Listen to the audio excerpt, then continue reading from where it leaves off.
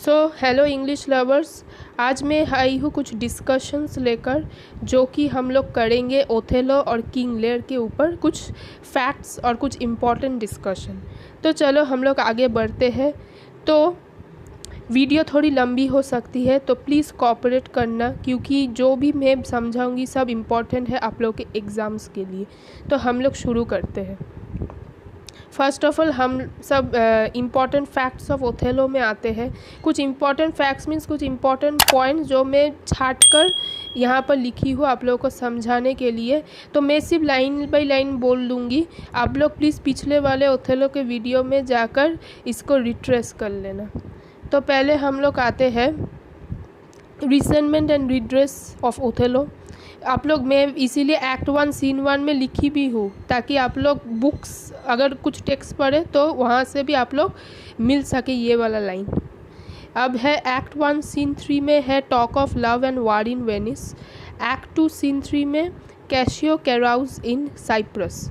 Act 3 scene 3 the green eye monster. Green eye monster कौन है? लागो। लागो और यागो भी हो सकते हैं, दो टाइप के स्पेलिंग्स है। और ये है green eye monster jealous is arouse. Next act 4 scene 1 Othello receive proof of his wife infidelity. Act 5 scene 1 में है a deadly attack on Cassio by Iago and Roderigo. And last में act 5 scene 2 में है smothering love and exposing villainy. तो ये सब important कुछ facts है जो मैंने आप लोग के एग्ज़ाम्स के लिए और ड्रामा को पढ़ने के लिए भी इजी हो सकते हैं। तो नेक्स्ट हम लोग जाते हैं सम इम्पॉर्टेंट कोटेशन। ये कोटेशन जो भी मैं और भी सारा कोटेशन था, लेकिन ये जो कोटेशन मैंने आप लोगों को समझाऊंगी ये बहुत इम्पॉर्टेंट कोटेशन है, आप लोग प्लीज़ नोट कर लेना। तो फर्स्ट कोटेशन में है ये वाला जो कि लागो बोल रहे हैं, but I will where my heart upon my sleeve for डाउ to pick eight I am not what I am. ये लागो का फीलिंग ऑफ जेलस और फीलिंग ऑफ रिवेंज के लिए कुछ बातें कर रहे थे।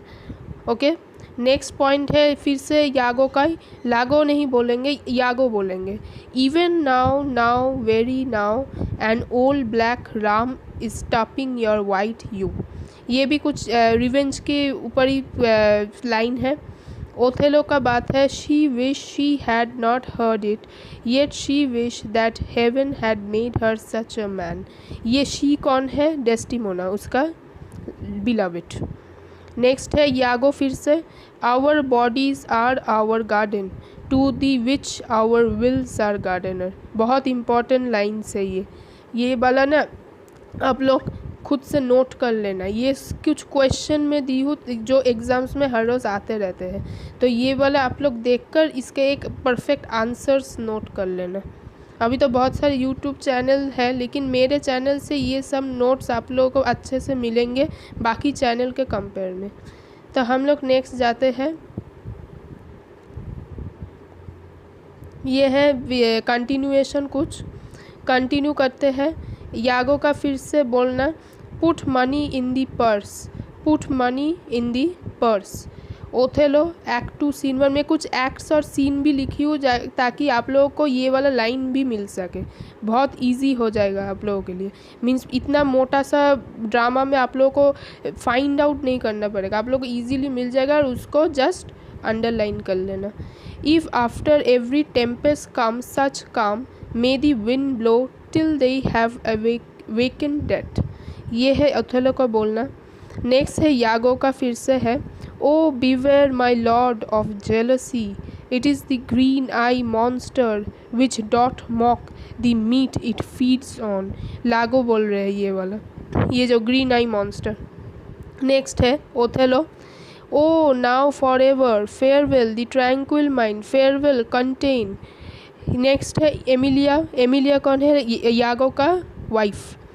Late heaven and men and devil let them all cry shame against me yet I will speak।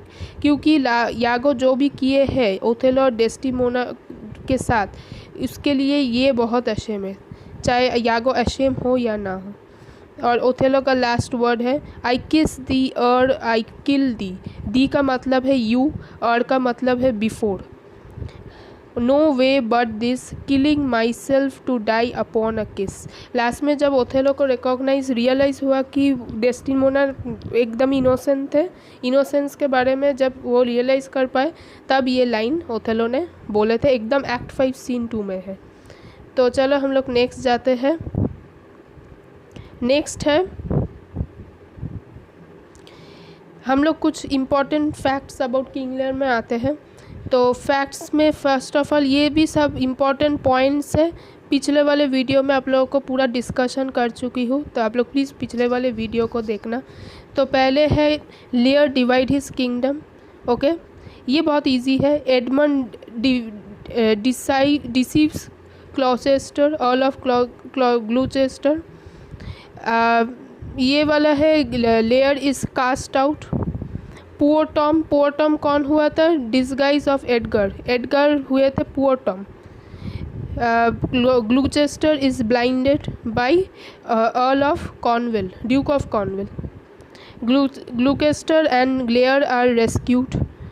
कॉरेलिया search for her father. Gloucester and Lear are rescued, ये double आ चुका है, थोड़ा माफ़ कर लेना। Lear and Cordelia are united. Edmund's plot, पूरा Edmund का प्लॉट और लास्ट का ट्रेजिक एंड। ओके, ये सब इम्पॉर्टेंट है। तो हम लोग जाते हैं कुछ इम्पॉर्टेंट कोटेशंस में। इम्पॉर्टेंट कोटेशंस भी यहाँ बहुत इम्पॉर्टेंट कोटेशंस है। Lear, nothing can come of nothing, speak again, act 1 scene 1 में है। Now god stand up for bastards, Edmund बोले हैं एक्ट 1 सीन 2 में। How sharper than a serpent's tooth it is to have a thankless child, ये act 1 scene 4 Lear के means Lear said it. Thou should not have been told to thou hadst been wise, thou माने you, दी मतलब ही you है, thou का मतलब ही you है। Okay, Shakespearean words. Thou you shouldst not have been told till you hadst been wise. Fool का कहाँ हुआ है? फूल कौन है? लेयर का पर्सनल कंपेनियन। नेक्स्ट हम लोग जाते हैं, अच्छा हम लोग ये कंप्लीट कर चुके हैं ओथेलो और किंग लियर। अब आते हैं कुछ इम्पॉर्टेंट क्वेश्चंस। इम्पॉर्टेंट क्वेश्चंस जो मैं पहले भी बोल चुकी हूँ कि 2 मार्क्स का क्वेश्चन आता है, 4 और 5, किसी यूनिवर्सिटी में 4, किसी यूनिवर्सिटी में 5 और किसी यूनिवर्सिटी में 10 भी आता है, 15 और 20। तो 2 मार्क्स में कैसा कैसा क्वेश्चन आ सकते हैं आप लोग प्लीज़ नोट कर लीजिए। First of all textual base तो आएगा ही आएगा, वो नो डाउट टेक्सचुअल बेस आएगा। रिटन और पब्लिश भी आएगा। किसी तरह मैं लिटरेरी जॉनरी नहीं लिखी हूँ, लिटरेरी जॉनरी भी आ सकते हैं, लिटरेरी जॉनरी ये आ सकते हैं। ओके, कैरेक्टर स्केच भी आ सकते हैं 2 मार्क्स के लिए, और रेफरेंस टू कॉन्टेक्स्ट में हु सेड टू हुम ये भी आ सकते हैं। ओके, 4 और 5 मार्क्स के लिए कैरेक्टर स्केच आ सकते हैं, मीन्स ये जो कैरेक्टर स्केच है उसको थोड़ा सा इलेबोरेट करना है, वो कैरेक्टर स्केच के किसी भी टाइटल का सिग्निफिकेंस आ सकता है, और छोटा छोटा थीम भी आ सकता है, जैसे theme of revenge, theme of tragedy, कुछ भी, theme of jealousy, theme of love. और लास्ट में है 10, 15, 20 मार्क्स। ये तो बहुत ही बड़ा है कि कितना पेज लिखना है, 3 और 4 पेजेस इज़ एनफ। 4 और 5 मार्क्स के लिए 1.5 पेज, और 2 मार्क्स के लिए छोटा जस्ट 3 to 4 लाइन और 5 लाइन। ओके, तो हम लोग 10, 15, 20 में आते हैं। Critical analysis of both the drama, जो भी होगा क्रिटिकल एनालाइज करना है। एज अ ट्रेजिडी प्ले बोल सकते हैं, एज ए रिवेंज प्ले और इगोइस्टिक प्ले बोल सकते हैं। कैटेस्ट्रॉफी प्ले भी बहुत इंपॉर्टेंट है। Okay, catastrophe play. तो आप लोग प्लीज़ ये वाला नोट कर लीजिए, ये सब इम्पॉर्टेंट क्वेश्चंस जो हर बार आते रहते हैं। मैक्स सबसे इम्पॉर्टेंट तो टेक्सचुअल बेस तो आते ही है, रिटन एंड पब्लिश भी आते हैं, और इसमें 15-20 मार्क्स में क्रिटिकल एनालिसिस, ट्रेजिडी, रिवेंज, ये 3 बहुत ज़्यादा आते हैं। कैटेस्ट्रॉफी आ भी सकते, नहीं भी आ सकते। Catastrophe means ending of the play. Okay, ending में क्या ट्रेजिडी घटे है, एंडिंग ऑफ द प्ले। तो आप लोग प्लीज़ नोट कर लीजिए। अब हम लोग नेक्स्ट जाते हैं, कुछ लिटरेरी क्रिटिसिजम्स में आते हैं। Literary criticisms of both the drama. तो first of all literary criticisms of Othello क्या लिखा हुआ है, the flash point of critical controversy has most often been the race and social status of his title character. क्या बोलना चाहते हैं, सबसे ज़्यादा कंट्रोवर्सी किया गया है उनके रेस और सोशल स्टेटस, रेसिज्म, जो कि ओथेलो अफ्रीकन थे, डेस्टिमोना ब्रिटन थे, तो उसके लिए रेसिज्म को लेकर एक कंट्रोवर्सी किया गया है और सोशल स्टेटस को लेकर एक कंट्रोवर्सी किया गया है। ये two things very much important. Social status means वो ओथेलो और यागो या कैसियो को लेकर एक कंट्रोवर्सी किया गया है, तो एक ये इम्पॉर्टेंट पॉइंट है। नेक्स्ट इम्पॉर्टेंट पॉइंट है, debates have also arisen about the play dramatic structure, representation of women and powerfully disturbing figure of Iago. ये 3 पॉइंट्स इम्पॉर्टेंट है। तो क्या क्या लिटरेरी क्रिटिसिजम्स है ओथेलो का, फर्स्ट है race, social status, play dramatic structure, representation of women और powerfully disturb figure of Iago. Okay, अब हम लोग आते हैं किंग लेयर। किंग लेयर में क्या है, ब्रैडली जो कि एक राइटर है, वो उन्होंने क्रिटिसाइज़ किया है किंग लेयर को as a careless inconsistency, means बहुत ही केयरलेस है, पहचान ही नहीं पाए अपने बेटी को, मीन्स 2 बेटी के साथ अपने जो छोटे बेटी को पहचान ही नहीं पाए, बहुत ही केयरलेस थे।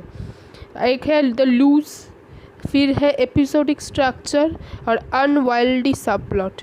ये 4 पॉइंट्स बहुत इंपॉर्टेंट है क्रिटिसाइज़ करने के लिए। तो लिटरेरी क्रिटिसिज्म में ये छोटा छोटा पॉइंट्स लिखी हूँ, आप लोग चाहे तो इलेबोरेट भी कर सकते हैं और भी, तो बहुत अच्छा होगा आप लोग के मार्क्स के लिए। जितने तक मार्क्स आएंगे, अगर 2 मार्क्स आए तो जो मैंने लिखी हो वो लिख सकते हो, 4 मार्क्स और 10 मार्क्स को इलेबोरेट कर सकते हो। तो ये जो मैंने बोली ये इम्पॉर्टेंट पॉइंट्स हैं। तो अब हम लोग जाते हैं अगले बार, अब आते हैं द मोस्ट इम्पॉर्टेंट जो कि है सिम्बॉलिज़म्स। सिम्बॉलिज़म ऑफ ओथेलो। ओथेलो में मैं पहले ही बोल चुकी हूँ क्या सिंबल है, द हैंकरचीफ सिंबल।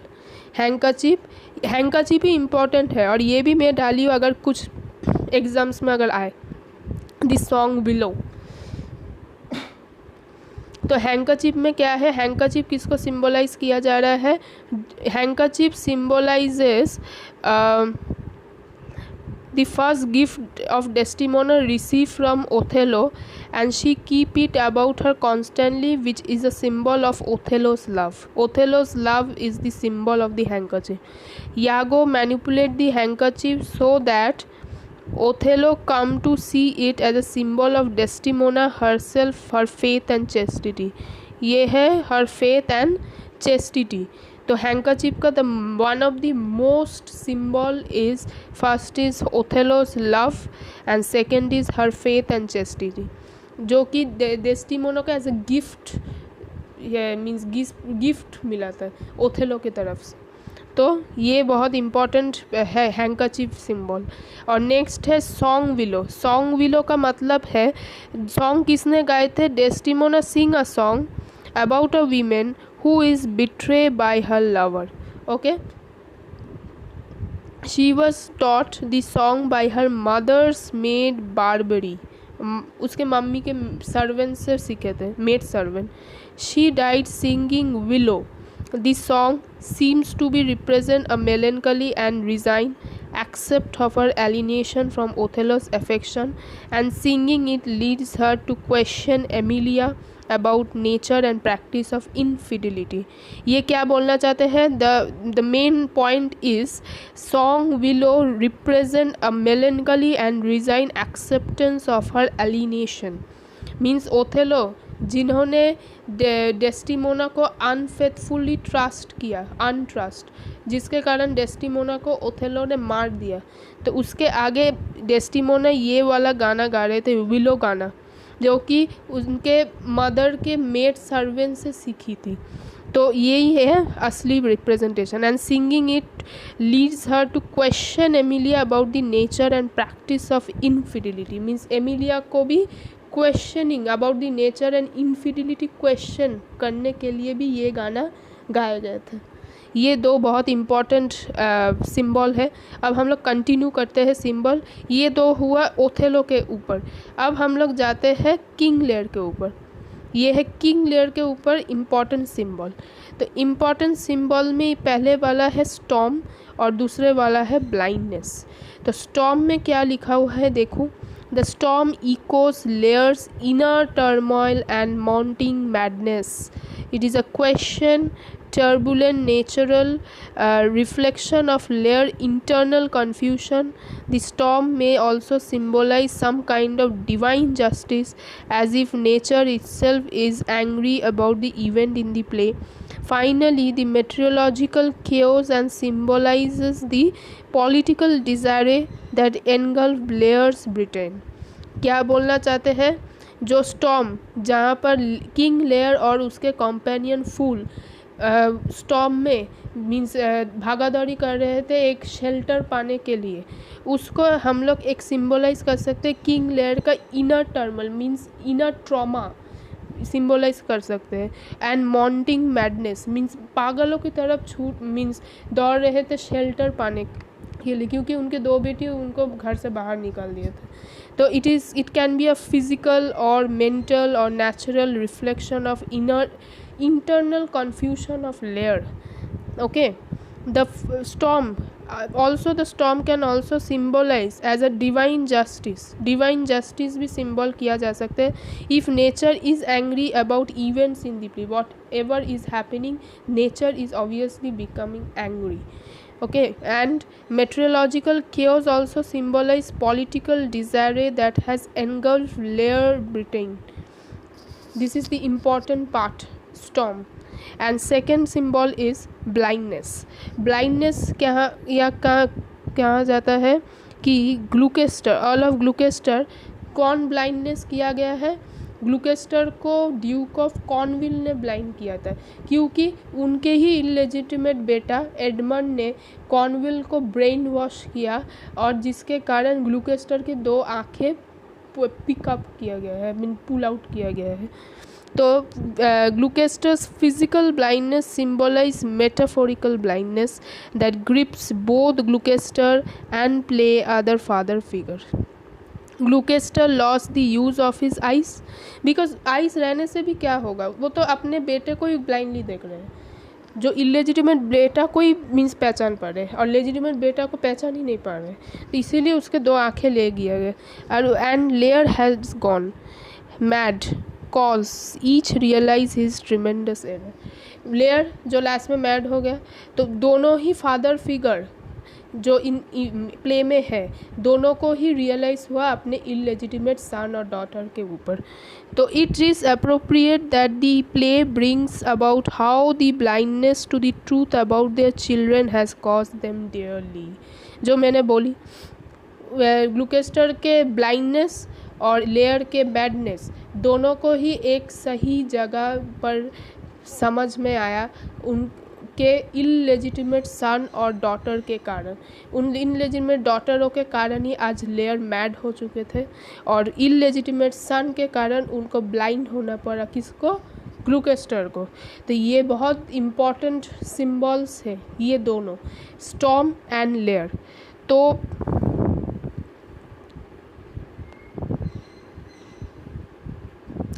आज के लिए सिर्फ इतना ही है। आज मैं जो पढ़ाई हूँ, क्या क्या पढ़ाई हूँ, first of all some important points of both the dramas, next some important quotations, and next है सम क्वेश्चन आंसर डिस्कशन, क्या क्या आते रहते हैं एग्ज़ाम्स में। नेक्स्ट है some literary criticisms of both the dramas, and last हम लोग आए हैं कुछ सिम्बॉलिज़म्स। तो अगर आप लोगों को मेरे टीचिंग सच में अच्छा लगता है तो प्लीज़ लाइक करो, शेयर करो और जल्दी से करो, ताकि मैं और भी फर्दर अपडेट्स दे सकूँ, आप लोग भी कुछ पूछ सके। तो प्लीज़ आप लोग प्लीज़ सब्सक्राइब कीजिए, नहीं तो बहुत प्रॉब्लम हो सकता है। तो मैं जो पढ़ा रही हूँ वो अकॉर्डिंग टू मी पढ़ा रही हूँ, क्योंकि मैं भी ये सब करके आई हूँ। तो आप लोग प्लीज़ ये कोऑपरेट कीजिए आप लोग। तो आज के लिए सिर्फ इतना ही है। तो मैं नेक्स्ट दिन कुछ टॉपिक लेकर नहीं आऊँगी। मैं first of all drama discussion करूँगी। ड्रामा क्या चीज़ है, कहाँ से आए हैं, कब आए हैं, कितने टाइप्स ऑफ ड्रामास है, बहुत टाइप्स ऑफ है। मैं तो ये सिर्फ ट्रेजिडी पढ़ाई हूँ, अभी तो बहुत टाइप्स ऑफ ड्रामास है, वो मैं बाद में पढ़ाऊँगी। पहले ड्रामा के बारे में कुछ डिस्कशन करना चाहती हूँ। तो आप लोग प्लीज़ नेक्स्ट क्लास में आप लोग सब्सक्राइब कर लीजिए ताकि ये भी वीडियो आप लोगों को काम में रख सके। तो that's only for today. Thank you students.